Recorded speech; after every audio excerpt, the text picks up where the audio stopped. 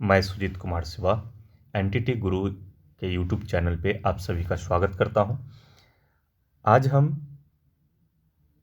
Paper 1A entity का जो है उसके बारे में हम चर्चा करेंगे। आज का जो हमारा टॉपिक है वो है विद्यालय का बालक के व्यक्तित्व विकास पर क्या प्रभाव पड़ता है।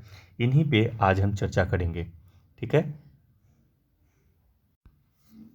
पेपर 1A से संबंधित और भी टॉपिक को जानने के लिए आप हमारे प्लेयर लिस्ट में जा कर के देख सकते हैं और भी टॉपिक को। आइए हम चर्चा करते हैं विद्यालय का बालक के व्यक्तित्व पर, यानी कि स्कूल का किस तरह से बच्चे के पर्सनालिटी को लेकर के, उसके डेवलपमेंट को लेकर के जो बातचीत की जाती है उस पर क्या प्रभाव है, क्या रोल अदा करता है एक विद्यालय एक बच्चे के पर्सनालिटी को डेवलप करने में। तो इन्हीं पे चर्चा आज हम करते हैं।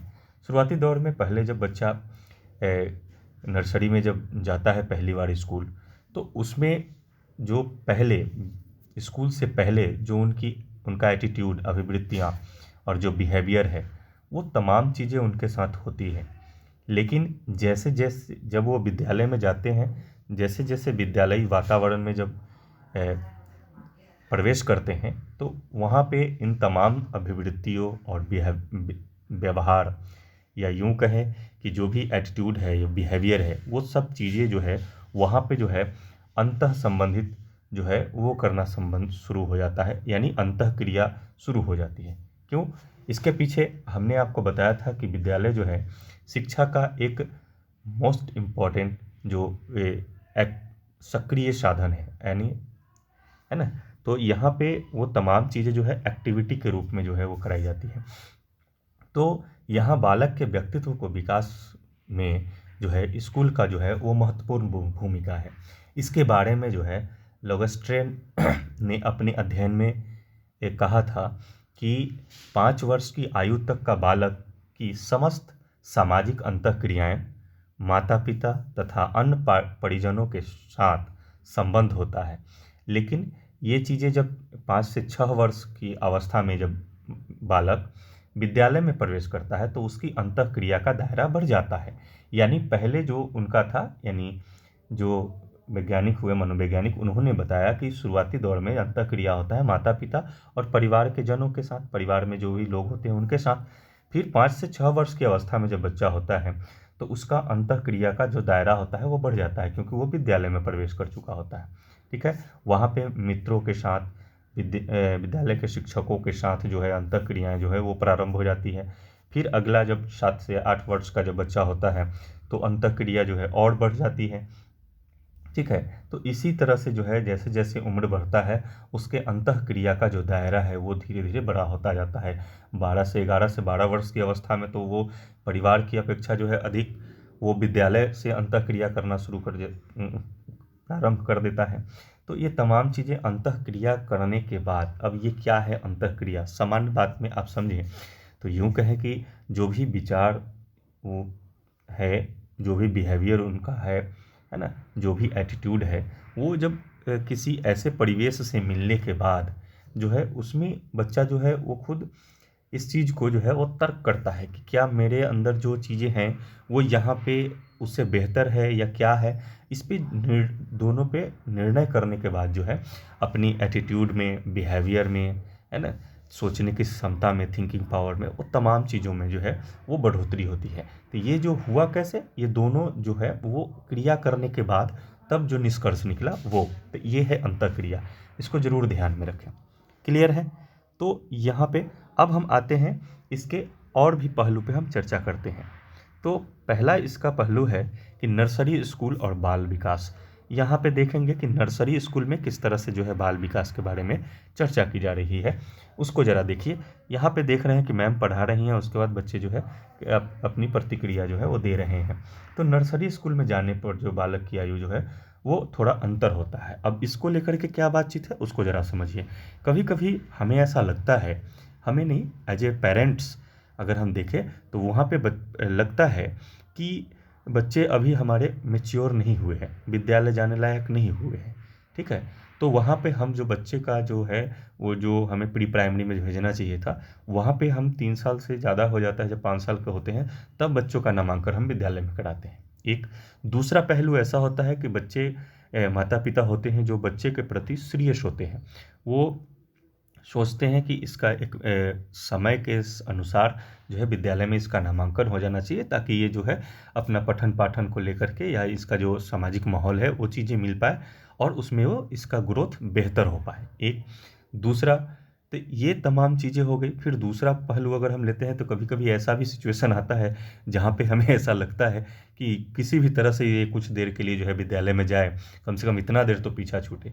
तो ये तमाम कई कई तरह की बातें हैं, उसमें आप पॉजिटिव बातों को लेकर के आप आगे बढ़ें। तो यहाँ पे ये चीज़ें हैं, लेकिन आप यहाँ पर भी ये देखिएगा कि ऐसे परिवेश से जो बच्चे आते हैं जहाँ पे माता पिता का समायोजन अच्छा होता है ना, तो वहाँ पे जब बच्चे स्कूल में आते हैं तो बच्चों का समायोजन भी अच्छा होता है ना। उनके जल्दी दोस्त बनेंगे, वो किसी भी एक्टिविटी में जो है वो शामिल होना शुरू कर देता है ना।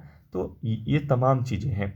एक ठीक है, तो यहाँ पे जैसे नर्सरी स्कूल के वह बच्चे जिसके परिवार में जो है वो वातावरण जो उसका है वो प्रजातांत्रिक प्रकार का है, यानी बच्चे अपनी, यानी कहने का मतलब क्या है कि परिवार के हर सदस्य जो है वो अपनी बातों को रखते हैं, तब उस पर निष्कर्ष लिया जाता है कि आखिरकार करना क्या है।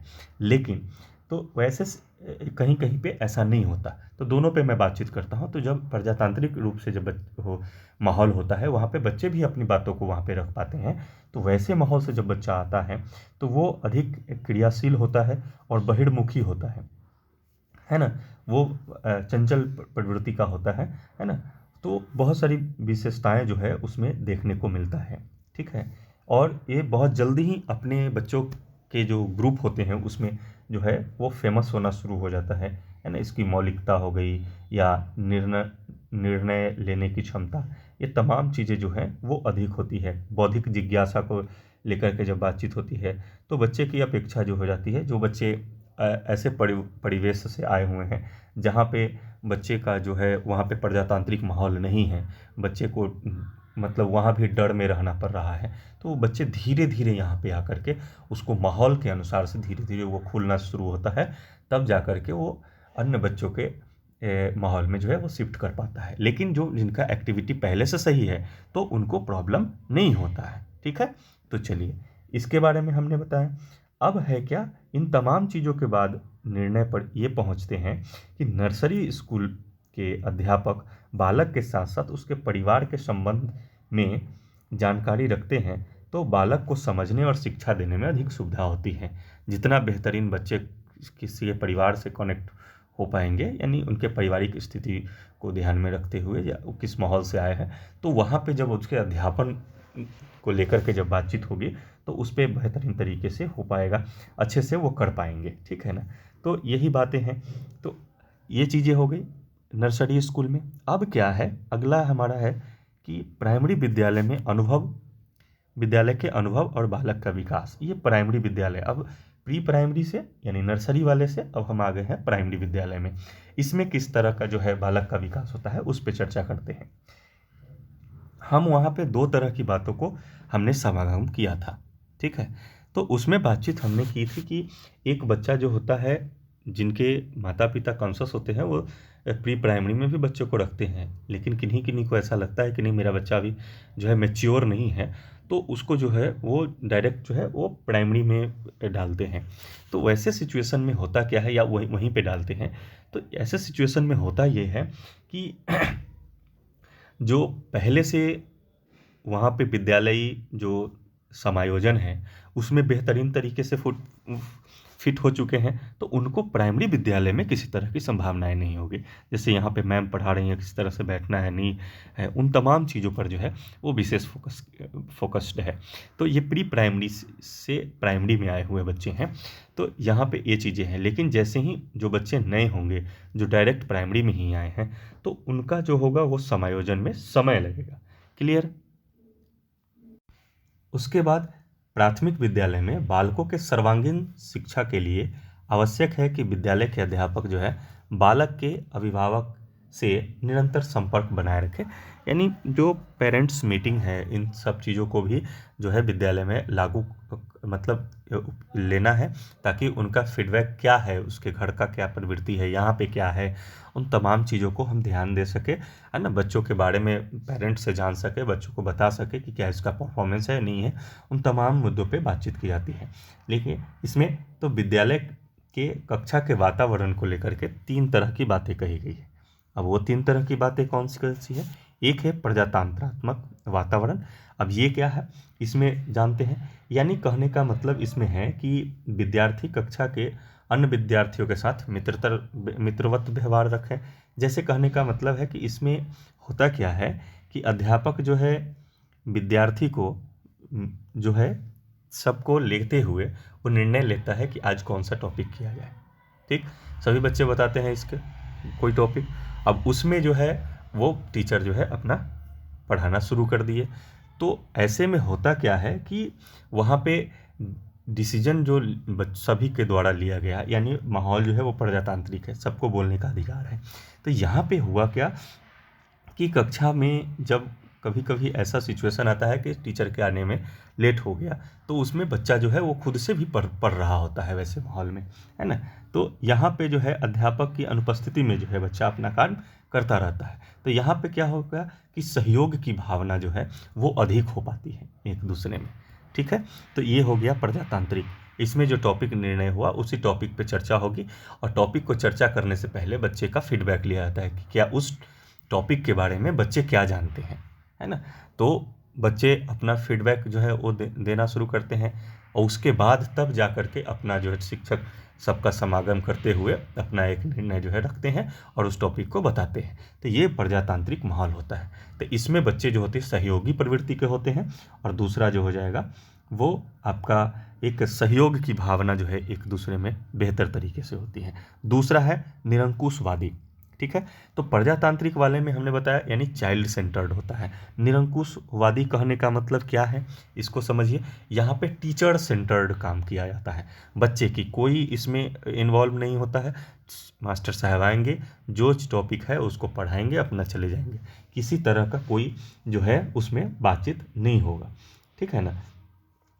तो इस तरह ऐसे सिचुएशन में जो बच्चा होगा वो विद्रोही प्रवृत्ति का हो जाएगा, निष्क्रियता की भावना उसमें अधिक हो जाएगी, है ना। तो इसमें विद्यार्थियों के साथ जो है वो सहपाठियों का जो होना चाहिए समागम, वो चीज़ें नहीं होकर के विरोधाभाव हो जाता है। तो यहाँ पे ये निरंकुशवादी वाले में ये चीज़ें समझ में आ गई। स्वतंत्रता का वातावरण, अब इसमें देखिए स्वतंत्रता का वातावरण कहने का मतलब क्या है उसको ज़रा समझते हैं। स्वतंत्रता का वातावरण कहने का मतलब है कि फुल्ली बच्चों पे छोड़ दिया गया, जैसा वो कर रहे हैं, आराम से बैठ करके देख रहे हैं कि क्या कर रहा है नहीं कर रहा है। तो ये चीज़ें जो है अनुशासन को भंग करता है। और दूसरे नंबर बात है कि ये ज़रूरत से ज़्यादा बढ़ चढ़ करके वो चीज़ें होने लगेगी, वहाँ पे टीचर का कोई अस्तित्व नहीं रह जाता है। ठीक है ना। तो यहाँ जो पढ़ने वाले बच्चे हैं, जो यहाँ पे पढ़ने वाले विद्यार्थियों में परस्पर द्वेष की भावना जो है वो उत्पन्न होने लगती है। ठीक है, यहाँ पे व्यवस्था जो है वो सही तरीके से नहीं चल पाती, और रचनात्मक जो क्रिएटिविटी जो है वो पूरा नन हो जाता है ना। क्योंकि शुरुआती दौर में जो हमने देखा था प्रजातांत्रिक वाले में वो चीज़ें, और इसमें दोनों में अंतर है। दोनों में अंतर क्या है, प्रजातांत्रिक वाले में है कि बात वहाँ पे की जा रही है, लेकिन वहाँ अनुशासन के अधीन रह करके काम की जा रही है।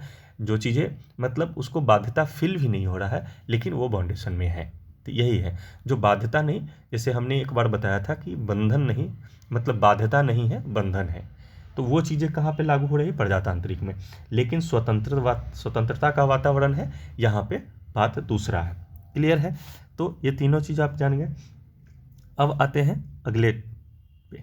अगला में है कि अध्यापक विद्यार्थी संबंध, यानी कहने का मतलब है टीचर और स्टूडेंट का जो रिलेशनशिप है वो किस तरह का है।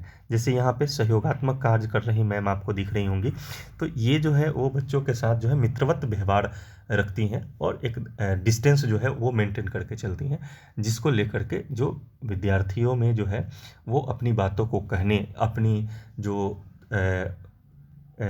भी इच्छाएं हैं, जो भी बात उसके मन में आ रहा है, वो बात जो है वो सामने ला सके।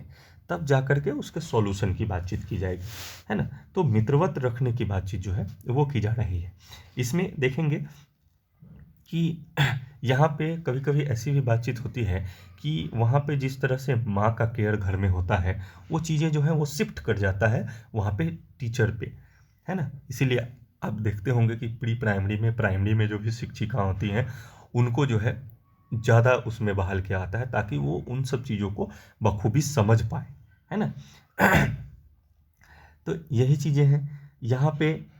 अगर शिक्षक का बेहतरीन वातावरण होगा, प्रशंसन वाले होंगे, बेहतरीन उनका अनुकरण की क्षमता अनेक तरह की होगी, तो जो बच्चे का गाइडेंस भी बेहतरीन तरीके से होगा। एक चीज़ें कभी कभी है कि विद्यालय जो के आर्थिक सिचुएशन को, सामाजिक आर्थिक सिचुएशन को भी ध्यान में रख करके कभी कभी इस चीज़ पर चर्चा होती है। तो यहाँ पे जब मध्य सामाजिक आर्थिक स्तर के जब टीचर होते हैं और उसी क्षेत्र के बच्चे होते हैं, है ना, मध्य सामाजिक वाले में, तो वहाँ पे जो है एक दूसरे की सिचुएशन परिस्थिति को समझते हैं और उसके अनुसार से जो है उनको शिक्षा देने की बातचीत होती है ना। एक कुप्पू स्वामी हुए हैं जो मनोवैज्ञानिक रहे हैं, उन्होंने बताया कि जब बालक निम्न वर्ग से संबंधित होते हैं तो बालकों और अध्यापकों के मूल्य में खाई होती है। ऐसा बालक या तो शिक्षकों की आज्ञा का पालन नहीं करता, या आक्रामक रवैया अपनाता है, या उदासीन हो जाता है, अथवा कक्षा में अनुपस्थित रहता है। ऐसे विद्यार्थी धीमी गति से सीखते हैं, इससे अध्यापक उससे ऊब जाते हैं या निराशा हो जाते हैं। इस प्रकार अध्यापक और विद्यार्थी दोनों ही एक दूसरे को स्वीकार नहीं कर पाते। तो ये जो सामाजिक आर्थिक स्तर के बारे में इन्होंने भी बातचीत की कि अगर इस तरह का सिचुएशन अगर होता है तो दोनों के बीच में तालमेल बेहतर तरीके से नहीं बैठ पाता, यही ये कहना चाह रहे हैं।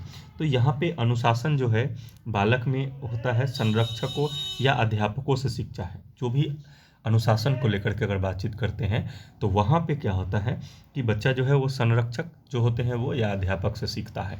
अब यहाँ पे सामाजिक आर्थिक स्तर को शो करना, ये सब चीज़ें जो है वो अगर ना हो और यहाँ पे बेहतरीन तरीके से अगर उस चीज़ को फुलफ़िल किया जा सके, उसके वातावरण को लेकर के बातचीत हो, या उसके मतलब और भी उसके बारे में बातचीत हो, उसके डेवलपमेंट के बारे में बातचीत हो, पठन पाठन को लेकर के हो, तो इन सब चीज़ों में जो है वो दायरा अगर विशेष नहीं हो तो सामाजिक आर्थिक स्तर विशेष जो है वो काम नहीं करता।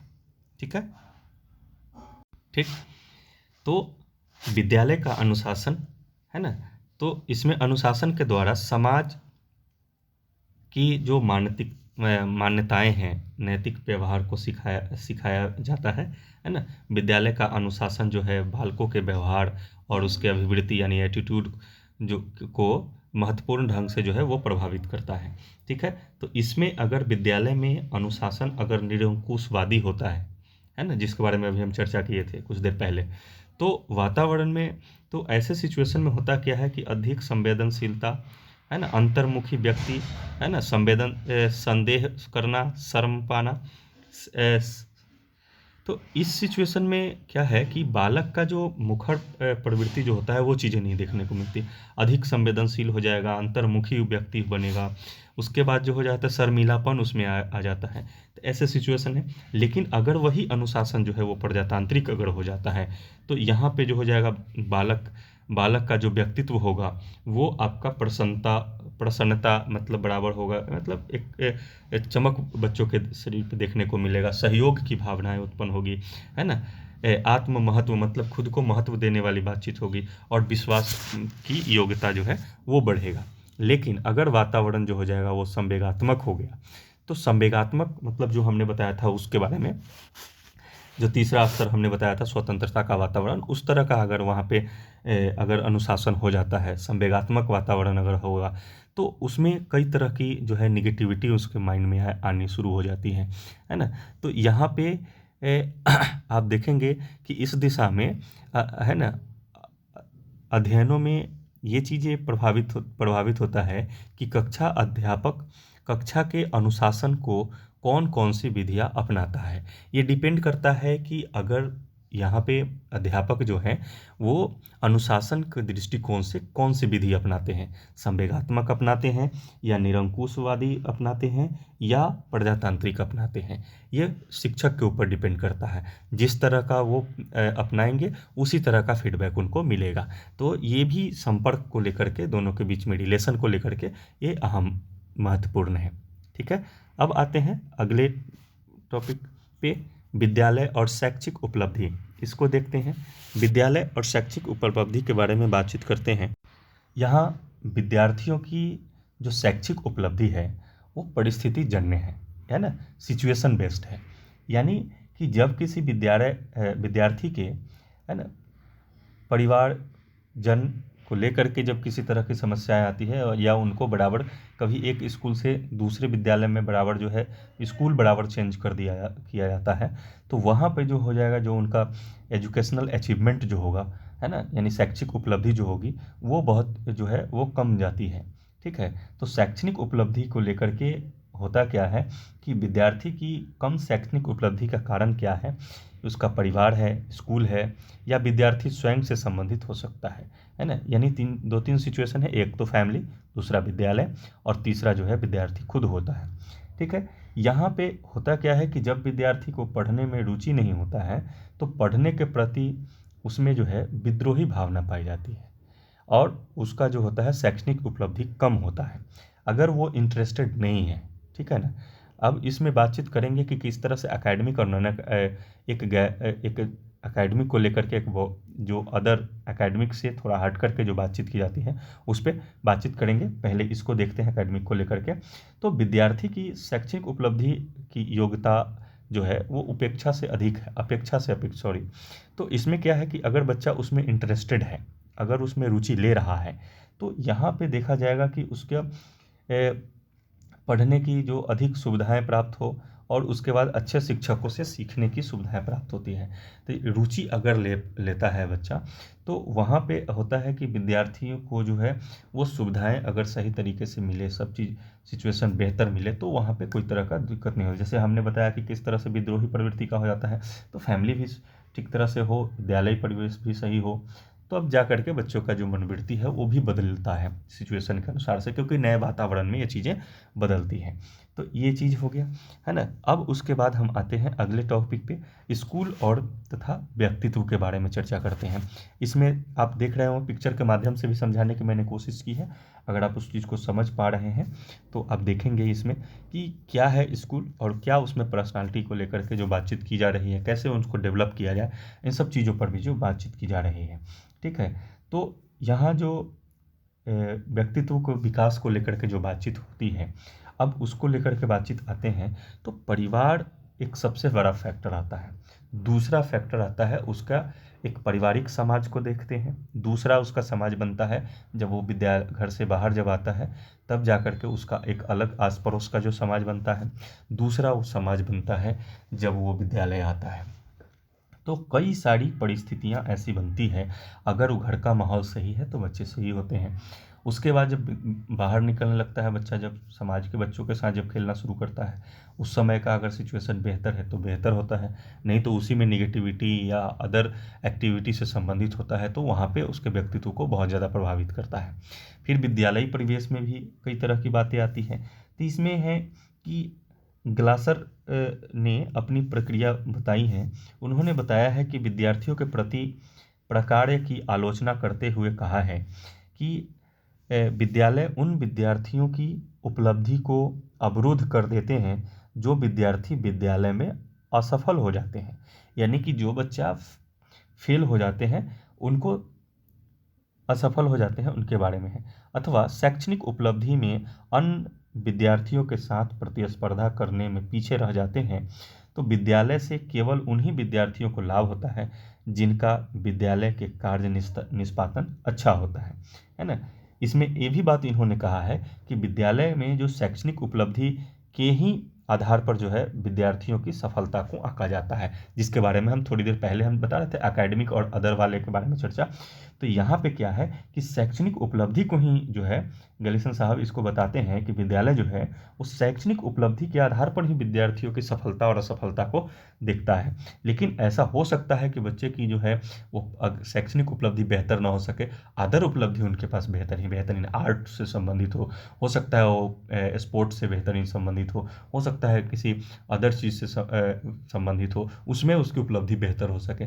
तो हमें जो विद्यालय जो है वो आंकता क्या है, वो शैक्षणिक उपलब्धि आंकता है, विद्यार्थियों की सफलता को ध्यान में रखता है। किसके आधार पर? शैक्षणिक उपलब्धि के आधार पर। ठीक है, तो उसकी सफलता आंकते समय उसके सीखने के अन्य प्रकारों के अनुभव पर ध्यान नहीं दिया जाता, जिसके बारे में हमने चर्चा किया है। तो ये ग्लासर साहब बता रहे हैं।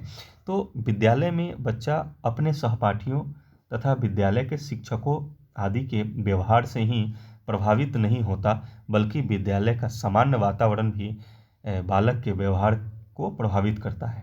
ठीक है, सामाजिक आर्थिक स्तर के बच्चे के लिए, है ना, जो अलग अलग सामाजिक आर्थिक स्तर से जो बच्चे के साथ जब मिलने का जो अवसर मिलता है, उससे भी बच्चे का जो हो जाता है आदत और विचार और चरित्र पर वो जो है वो प्रभाव पड़ता है। गैडिसन साहब का कहना ये है ना, कि शैक्षणिक उपलब्धि के आधार पर ही जो है वो हम लोग उसको सफल और जो असफलता को हम मापते हैं। तो ये चीज़ें जो है वो होता है विद्यालय में, इसके बारे में गैडिसन साहब बता रहे हैं। फिर उसके बाद दूसरे साइकोलॉजिस्ट ने बताया कि संरक्षकों के बाद, यानी जो भी माता पिता उसके होते हैं, बालक के व्यक्तित्व विकास पर स्कूल का प्रभाव उसी प्रकार पड़ता है जिस प्रकार से, है ना, जैसे पहला प्रभाव घर या परिवार का पड़ता है और दूसरा उस कक्षा का जहाँ पड़ता है जहाँ बालक पढ़ता है। तो एक अध्ययन में इन्होंने बताया, एक ग्लासर साहब नहीं है, एक अलग मनोवैज्ञानिक थे, उन्होंने इसके बारे में बताया कि संरक्षक के बाद यानी माता पिता के बाद जो प्रभाव जो है वो किसका पड़ता है उसके बारे में। ठीक है, उसके बाद है डेविडसन का जो है कहना, उनका भी एक अलग कहना है कि प्राथमिक स्कूल के अनुभवों और बच्चों के स्वयं के प्रति प्रत्यक्षीकरण में घनिष्ठ संबंध है। प्रत्यक्षीकरण कहने का क्या मतलब है, पहले इस चीज़ को समझें। प्रत्यक्षीकरण कहने का मतलब है कि जो हमारी ज्ञान इंद्रियां हैं उसके द्वारा जो महसूस करते हैं और जो उसके बाद जो एक्टिविटी करते हैं उसी को प्रत्यक्षीकरण कहते हैं। ये चीज़ जरूर ध्यान में रखें। तो इस अध्ययन में यह देखा गया है कि बच्चे यह समझते हैं कि शिक्षक की दृष्टि से वह अच्छे बच्चे हैं, ऐसे बच्चों का व्यवहार अधिक उपयुक्त होता है तथा ऐसे बच्चों की शैक्षिक उपलब्धि भी अपेक्षाकृत अधिक अच्छी होती है। बच्चे के सामाजिक और संवेगात्मक विकास में स्कूल के साथी समूह का प्रभाव सर्वाधिक पड़ता है। तो ये इन्होंने अपने तरीके से बताया, यानी हर मनोवैज्ञानिक जो थे अपने अपने तरीके से जो है विद्यालय परिवेश में जो है बच्चे के व्यक्तित्व के बारे में बातचीत किए। हरलॉक साहब भी अपना विचार रखते हैं। हरलॉक साहब ने बताया कि स्कूल से संबंधित अनेक कारकों का प्रभाव बालकों के व्यक्तित्व के विकास पर पड़ता है। ठीक है, जैसे आप देख लीजिए कि कक्षा का वातावरण का प्रभाव, अध्यापक का, अनुशासन का, उसके बाद विद्यालय में अगर किसी तरह का पक्षपात हो रहा है उसका, है ना, तो शैक्षणिक उपलब्धि किस तरह का है उसको ध्यान में रखते हुए, या सामाजिक उपलब्धि किस तरह से जो है सोसाइटी में वो समायोजन की भावना को लेकर के उसका प्रभाव पड़ता है। तो बालक के व्यक्तित्व विकास को प्रभावित करने वाले अन्य बहुत सारे कारक हैं जिसके बारे में चर्चा हुई है। तो हर मनोवैज्ञानिक अपने अपने तरीके से बताया, हरलॉक साहब ने भी अपने तरीके से बताया कि किस तरह से प्रभाव पड़ता है। उम्मीद है आपको ये चीज़ें समझ में आई। ठीक है, अगर इसी तरह का और भी वीडियो अगर आप देखना चाहते हैं, हमारे यूट्यूब चैनल के प्लेयर लिस्ट में जा कर के आप देख सकते हैं, जहाँ पे इसके बारे में जो है पेपर 1 के बारे में और भी चीज़ें दी गई है, और भी इसी तरह का वीडियो आपको आता रहेगा। इसके लिए आप चैनल को सब्सक्राइब कर सकते हैं। अब अगला है स्कूल और चरित्र के बारे में, यानी कैरेक्टर को लेकर के क्या बातचीत की गई है कि परिवार के बाद जो है विद्यालय जो है वो बालक के नैतिक और चारित्रिक विकास का जो है महत्वपूर्ण ढंग से जो है वो प्रभाव डालता है। ठीक है, अब ये क्या है, अब इस पे थोड़ी सी बातचीत करें। विद्यालय में पाठ्यक्रम और अनुशासन का भी उसके नैतिक मूल्य के विकास पर जो है वो प्रभाव पड़ता है। ठीक, तो यहाँ पे विद्यार्थियों का जो समूह है, साथी का जो समूह है, ये बहुत प्रभावी होता है। और उसके बाद पढ़ने वाले बालकों के किस तरह से जो उसका चरित्र है, किस तरह का उसका कैरेक्टर है, वो तमाम चीज़ें जो है, क्योंकि हमने शुरू में ही बताया था कि अंतःक्रिया करता है। तो जिस अनेक परिवेश से बच्चे वहाँ पे आए हुए होते हैं, तो वहाँ पे क्या होता है कि बहुत सारे चीज़ को देखने को मिलता है कि वो किस चीज़ में को बेहतर तरीके से समझ पाता है, यानी उसका क्या कैरेक्टर है और बच्चों का क्या क्या है, उन सब चीज़ों को देखता है। उसके बाद जो है उसमें देखता है कि क्या बेहतर है क्या नहीं है, यहाँ पे अंतःक्रियाएँ होती हैं। उसके बाद जो है फिर वो अपना जो है वो कैरेक्टर जो है वहाँ से जो है वो चेंज करना शुरू करता है। हो सकता है उसका अगर साथी समाजी का माहौल अगर बना वहाँ पे विद्या अपने साथियों का जो समूह उसका जो बनता है, तो वहाँ पे अगर निगेटिविटी लोगों के साथ अगर बनता है तो वहाँ निगेटिव प्रभाव पड़ेगा। अगर पॉजिटिव लोगों के साथ पड़ता है तो बेहतर तरीके से पड़ेगा, है ना, मतलब अच्छा होगा। तो बालकों के साथ ही यदि दुराचारी हो तो निश्चय ही बालक को भी इसी प्रकार के व्यवहार प्रतिमान जो होगा वो विकसित होंगे। यानी कहने का मतलब जैसे जैसा उसका बेहतरीन संयोग होगा, मतलब बेहतरीन साथी समाजी का होगा, वैसी तरह का बिहेवियर जो है उसका बन जाता है। ठीक है। अब आते हैं अगले पे, बातचीत करते हैं कि स्कूल और आत्म प्रत्यय, इसको ज़रा देखिएगा कि किस तरह से बच्चा जो है वो सेल्फ कॉन्सेप्ट को डेवलप करता है। जैसे ही किसी प्रॉब्लम को सॉल्व करेगा, वो बड़े आनंद की खुशी जो है वो चेस करता है, उसको बताता है वाह हमने बना दिया, ये यही चीज़ें हैं। यहाँ पे आप देखेंगे कि लगभग जो है 3-4 वर्ष का जो अवस्था में जब बालक होता है, तो ये चीज़ें जो है वो एक तो यहाँ पे आपको हम पिक्चर के माध्यम से दिखा रहे हैं। दूसरा एक होता है कि एक 3-4 वर्ष की अवस्था में बालक जो है सेक्स संबंधी अंतरों को नहीं समझता है, लेकिन आगे वाले समय में जो है वो समझता है। कैसे? बालों को देख करके, कपड़ों के रख रखाव को ध्यान में रखते हुए वो लड़का लड़की में अंतर समझ पाता है। लेकिन जब वयः संधि काल आता है, जैसे हम वयः संधि काल किसको बोलते हैं, हमने इसको पढ़ाया भी है, अगर आप नहीं देखे हैं तो देख सकते हैं। बालक की अवस्था को हमने बताया है बहुत अच्छी तरह से। उसमें आप देखेंगे तो उसमें हमने बताया है कि बाल्य अवस्था और किशोरावस्था का संधि काल होता है वयः संधि। ठीक है, जिसमें जो होता है दो सेक्स के अंतर को पूर्णतः तरीके से जो है बच्चा पहचानने लगता है। ठीक, अब यहाँ से जो है बालक स्कूल जाना प्रारंभ करता है, तो उसमें क्या होता है कि मेल फीमेल कार्य को भी जानने लगता है ना। लगभग 4 साल का जो बच्चा होगा वो जातीय प्रजातीय अंतरों को जानना समझना, ये सब चीज़ें, वो तमाम चीज़ें या प्रजाति के अनुसार से क्या व्यवहार है, उन सब चीज़ों को बेहतरीन तरीके से जो है वो सीखने लगता है, समझने लगता है वो चीज़ें। ठीक है, लेकिन यहाँ पे होता क्या है कि जब वह स्कूल में जाने लगता है, जब वो 4-5 वर्ष का हो जाता है, तो उस सिचुएशन में क्या होता है कि अपने परिवार की प्रतिष्ठा और अपने परिवार के सामाजिक आर्थिक स्तर का भी जो है वो ज्ञान प्राप्त कर लिया होता है। अब ये किस बेसिस पे करता है उस चीज़ को भी देखें कि वहाँ माता पिता का व्यवसाय क्या है। पर व्यवसाय कहने का मतलब यहाँ पे बिजनेस से नहीं है, इस चीज़ को समझिए किस क्षेत्र में उनके मदर फादर काम कर रहे हैं, है ना, उस पर डिपेंड करता है। तो ये जो सामाजिक आर्थिक स्तर जो है माता पिता के व्यवसाय पर निर्भर करता है।